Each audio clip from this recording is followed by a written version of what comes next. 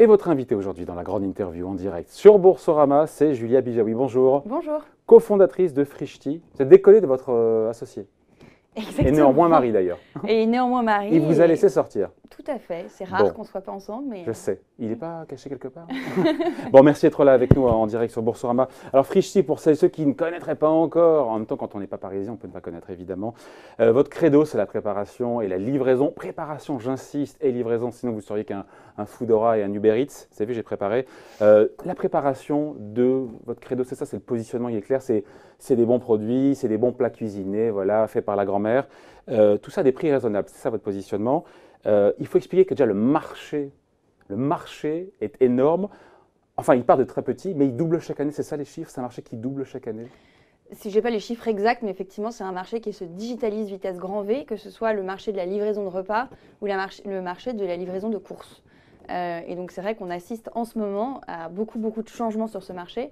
Et nous-mêmes, on annonce énormément de changements, ce qui nous permet de nous positionner sur ce marché grandissant. Voilà, avec l'idée d'être accessible, encore une fois, plat cuisiné, frais, tout ça est de saison, avec un rapport qualité-prix vous dites on peut manger entre 10 et 14 euros. On va pas rentrer sur quels sont les hummus, la cacahuète de chez Frishti. Non, l'idée c'est comment, en termes de business, vous en êtes arrivé là. C'est-à-dire qu'il a fallu tout internaliser ou au maximum. C'est-à-dire que vous avez vos cuisines, vos chefs.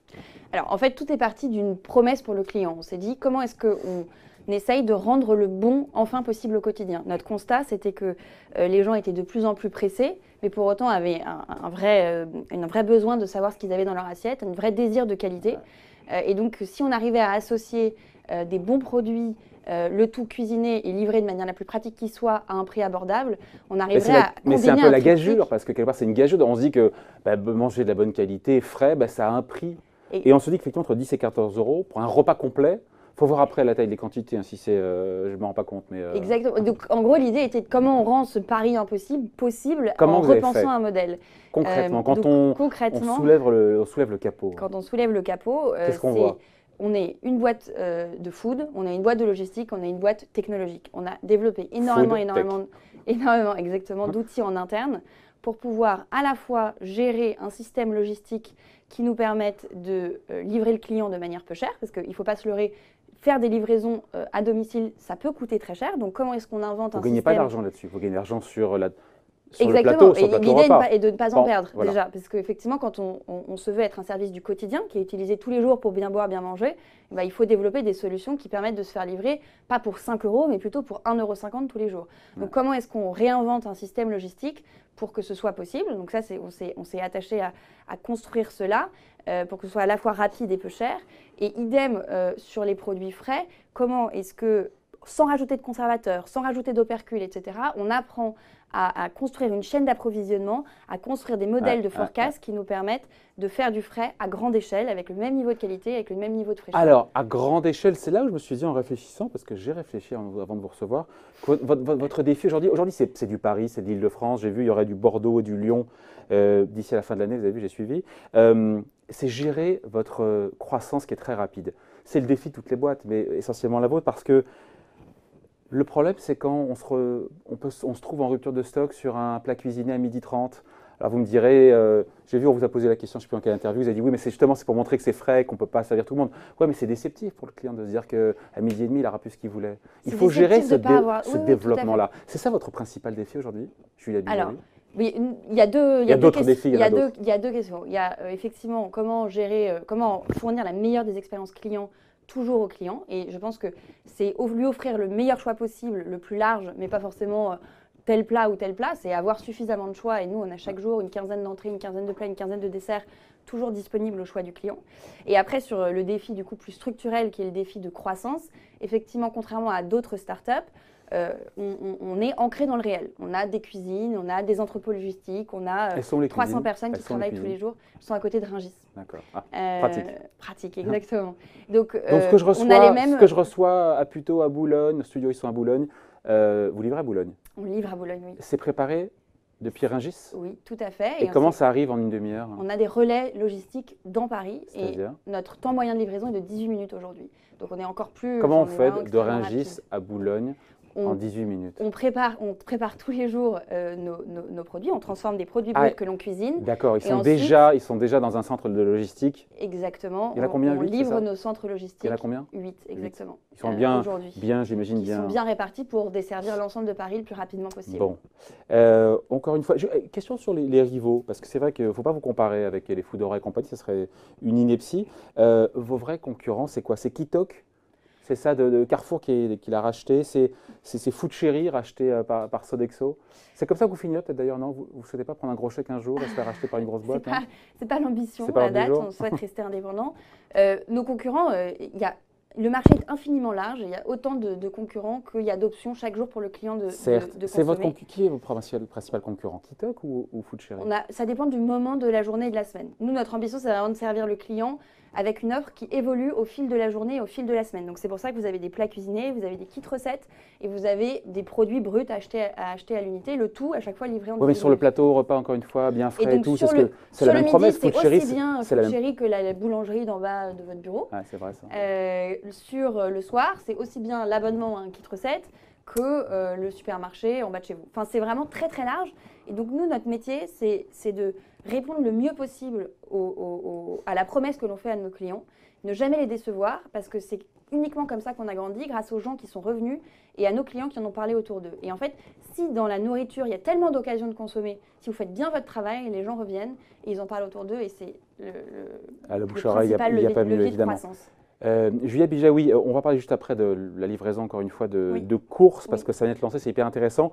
Mais je vous trouve quand même fâché avec les chiffres. Avant de parler des chiffres, juste, c'est intéressant parce qu'on l'a dit, c'est un marché qui est en plein boom, la livraison de repas. Mais on a vu quand même, il y a quelques jours, quelques semaines, Foodora, ils ont levé 500 millions d'euros. Ils ont mis la clé sous la porte, ils ferment en France. Il y a d'autres faillites à l'étranger qui se multiplient, évidemment, vous les avez vues passer. Rien n'est gagné pour Frischti. Rien n'est jamais gagné pour aucune entreprise. Et c'est le principe d'un entrepreneur. Non, mais quand on a Carrefour au-dessus, quand on a Sodexo au-dessus, on se dit que voilà, c'est peut-être plus facile quand on est indépendant. On ne verrait jamais de nouveaux champions émerger si on se disait que tout était toujours acquis aux vieux éléphants. Nous, on a la spécificité d'être, que ce soit dans notre ADN, de faire de la food et de faire de la livraison. Donc on n'est pas un acteur traditionnel qui essaye de se digitaliser et on n'est pas un acteur de la digitalisation et de la logistique qui essaye de faire de la food. On fait les deux depuis le début et on pense qu'avec les paris forts que l'on prend, à la fois sur ce que l'on invente en termes de logistique amont et aval, mais aussi sur les paris de marque que l'on fait et de sélection d'inventaire, on a des vraies choses à faire sur ce marché. Foodora, encore une fois, on a les chiffres de Foodora, ça fait quand même peur. Ils ont perdu 10 millions d'euros en 2016 pour un chiffre d'affaires de 6 millions d'euros. Ce type de sortie de route, encore une fois, ça vous fait peur? Être à court de cash, c'est pas votre problème aujourd'hui. Vous avez levé 30 millions d'euros, je crois, l'an dernier. Vous allez encore partir sur les routes des financiers l'année prochaine. Le fait qu'il y ait d'autres victimes, le fait d'être à court de cash, c'est quelque chose qu'on a quand même en tête? Alors bien sûr, c'est quelque chose qu'on a en tête et quand on est entrepreneur, cash is king, donc c'est quelque chose qu'on regarde tous les jours. C'est sûr que c'est un secteur sur lequel ça coûte beaucoup d'argent de se développer. Avec des marges qui sont faibles. Les marges sont faibles et la logistique coûte cher. La logistique coûte cher. Ce que je vous disais, c'est livrer quelqu'un chez lui, c'est déplacer quelqu'un et avoir des promesses de livraison extrêmement rapides, ça coûte cher. Là, tout l'enjeu est de se dire, enfin nous en tout cas, le pari qu'on a fait, c'est de dépenser très peu d'argent en marketing parce que notre produit étant parlant de lui-même et faisant revenir nos clients et en parler autour de lui, on s'est dit notre business model ne peut soutenir énormément de coûts, mais on va plutôt que d'investir en marketing, avoir des prix tellement incroyables par rapport à la qualité de ce qu'on fait que ça nous permettra d'avoir un modèle durable. Avec des marges qui sont faibles, c'est vrai, le secteur a des marges faibles, c'est ce qu'on dit, vous confirmez? Je confirme bien sûr sur parce le frais. Parce que l'idée c'est qu'un jour, vous êtes sûr, vous êtes certaine qu'un jour vous serez rentable? On est certain qu'un jour on sera rentable, sous condition de volume. Julia, quand je ne peux pas m'engager de date auprès de vous, j'ai déjà suffisamment de personnes à qui je suis redevable. Non mais c'est compliqué. En fait, on a juste ce qu'on sait de Frischti, c'est que au bureau, j'en connais qui en consomment, qui sont très contents. Mais au-delà de ça, on sait quoi? On sait 43 millions d'euros de levée, on sait que vous levez de l'argent frais, on donne les bonnes nouvelles, on levez 30 millions d'euros. Mais sinon, c'est très opaque. C'est pas. Pourquoi cette opacité? Pourquoi cette confidentialité, ce secret? Les chiffres, ils sont pas bons, c'est ça? Non, c'est pas ça. Pourquoi? Parce que c'est un univers extrêmement concurrentiel. On n'a pas envie de Combien de donner clients nos vous chiffres. avez? Combien de... Je ne le dirai pas. Parce que C'est concurrentiel et par ailleurs, on a effectivement déjà beaucoup de pression qu'on se met à nous-mêmes sans devoir être suivi de manière publique sur nos chiffres, nos objectifs, les atteindre, les dépasser, etc. Donc, effectivement, on est assez réservé sur nos chiffres. Ce que je peux vous dire, c'est effectivement qu'on a levé 43 millions d'euros, qu'on a 300 salariés et qu'on livre plusieurs centaines de milliers de repas par mois. Voilà. Centaines de milliers de repas Pour par vous donner mois. une idée de la taille que ça Dans représente. 5 ans, oui ou non, vous serez rentable dans 5 ans? 5 ans, C'est le but, oui. Vous serez rentable dans Bah, 5 ans. et après, je peux prédire l'avenir. C'est ça l'objectif, être rentable dans 5 ans. On travaille à ce que ce soit un horizon de temps mesurable et rapproché. Et en même temps, est-ce que vous êtes à armes égales quand vous voyez que Deliveroo a levé 1 milliard d'euros en 3 ans sur la bourse de Londres? Vous luttez encore une fois à armes égales. Il faut tenir encore pendant 5 ans. Bon, vous levez facilement de l'argent, mais il va falloir en lever de plus en plus. Alors exactement. La levée marginale, entre guillemets, ça dépend est à plus quelle vitesse on devient rentable. La levée n'est pas le seul moyen de se développer. Deliveroo, ils sont présents dans énormément de pays. C'est pas du tout le même modèle. Comme nous, on transforme, on prend la chaîne de valeur depuis le début et on transforme jusqu'à la fin. On n'est pas du tout sur les mêmes paris et on ne vise pas les mêmes usages. Donc, c'est très difficile de nous comparer. Et donc, comme on ne prend pas les mêmes paris de valeur pour le client, peu importe l'argent qu'on lève, entre guillemets, on se base sur la proposition de valeur que l'on fait au client.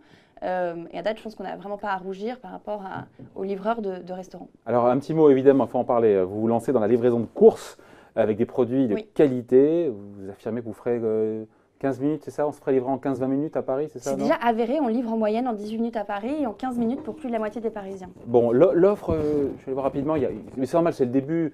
L'objectif, c'est d'avoir quoi? 200 produits? C'est déjà le cas aujourd'hui? Il y a déjà 200 produits, donc un rayon fruits et légumes, boucherie, poissonnerie, avec une fraîcheur et une qualité comme si vous faisiez votre marché. Mais une offre qui est balbutiante, c'est le début de quelque chose, parce que, non?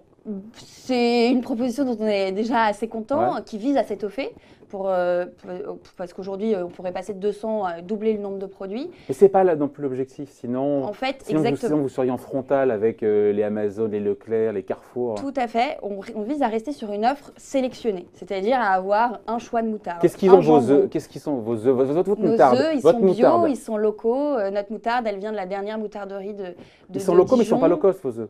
Ah si, ils coûtent 2,20 €. Je vous mets au défi de trouver des œufs bio à ce prix-là à Paris. C'est vrai. Et ils viennent d'où les œufs? Ils viennent de la ferme de l'Alliance, juste à côté de Paris.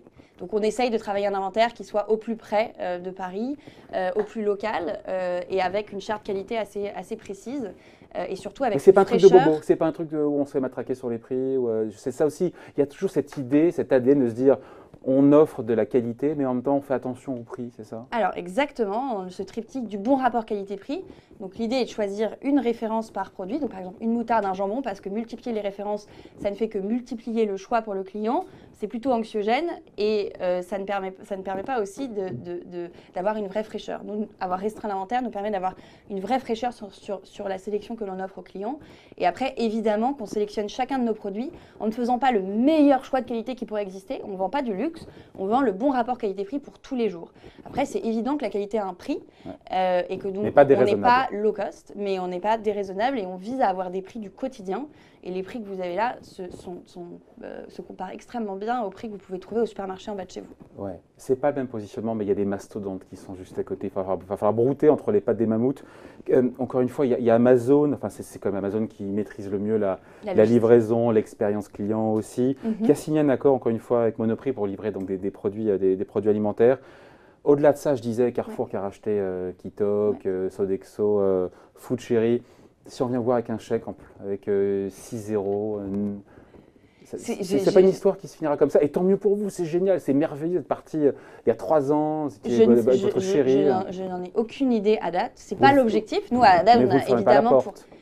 Sachant qu'au bout d'un moment, voilà, au bout d'un moment, ça va arriver. Si vraiment ça cartonne, il y aura un très gros, un Amazon ou un autre qui viendra avec le chéquier. Peut-être. Et avoir des grosses boîtes en France qui savent racheter des startups, des grosses startups, c'est aussi extrêmement sain pour l'écosystème. Mais ça date pas, en tout cas, ouais. des questions qu'on se pose dans Et l'idée de vous adosser, encore une fois, sans parler de rachat, parce que le mot peut paraître un peu connoté, mais l'idée de s'adosser, encore une fois, à un grand industriel, ça ne ferait pas du sens? Pour l'instant, ce n'est pas notre souhait. On arrive à développer notre système logistique, notre inventaire, nos achats, en faisant, selon nous, avec un résultat qui est meilleur pour le client, puisqu'on livre en 18 minutes, là où la moindre livraison de course aujourd'hui à Paris, c'est 2 heures. Donc on ne ressent pas la nécessité à date de s'adosser à un partenaire. Bon, la rentabilité, c'est dans 5 ans maximum. Maximum, hein. Vous me réinviterez dans 5 ans? Oh, bien avant. Allez, merci d'être passé nous voir. Julia Merci Bijawi, donc invité. la cofondatrice de Frischti, qui était l'invitée de la grande interview en direct sur Boursorama. Merci. Merci beaucoup.